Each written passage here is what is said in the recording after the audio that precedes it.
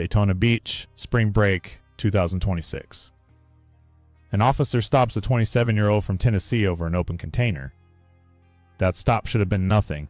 It was just after midnight on a beach boulevard, a misdemeanor. By the end of the night, a man would be face down in cuffs, and an officer's career would be ending. The officer-worn camera tells it plain. David Anderson hands over the tequila bottle.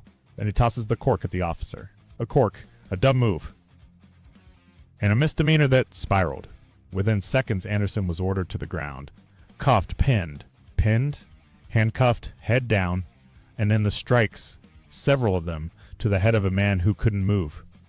The officer later claimed a wrist bite. The footage went viral within a day.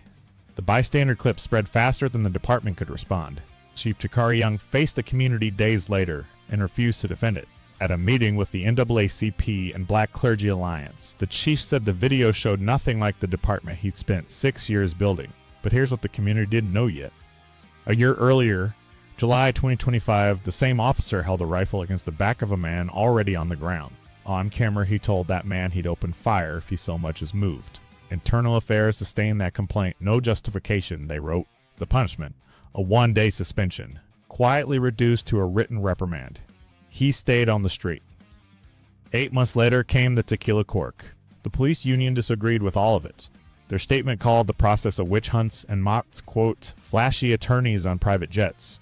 The attorney was Ben Crump. He took Anderson's case anyway and promised to pursue every legal remedy. His brother Victor, arrested that same night for pulling him away, saw his charges quietly dropped. Then came April 16. The state attorney's office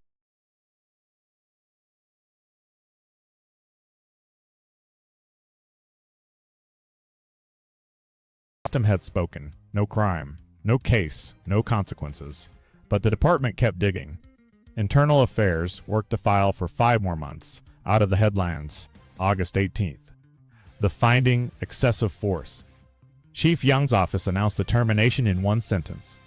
5 months after clearing him, the paperwork fired him. Cleared in April, fired in August.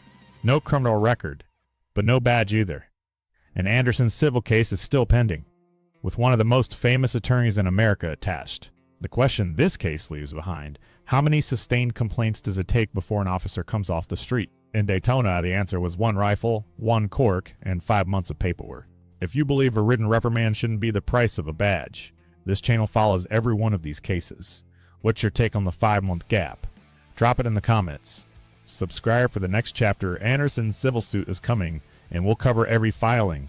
Look for our group on Facebook and help build the community. Thanks for watching.